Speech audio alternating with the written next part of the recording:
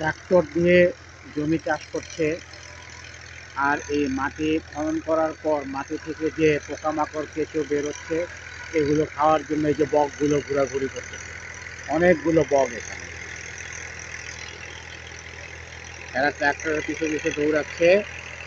এই জমি থেকে পোকামাকড় বেরোবে, কেঁচো বেরোবে, খাবে। এই যে অনেক বক।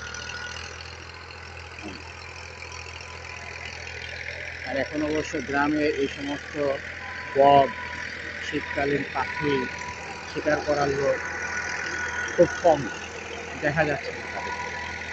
যার কারণে এই বকগুলো নিশ্চিন্তে অবাধে ঘোরাঘুরি করছে এবং তাদের খাবার খাচ্ছে। সুন্দর একটি দৃশ্য।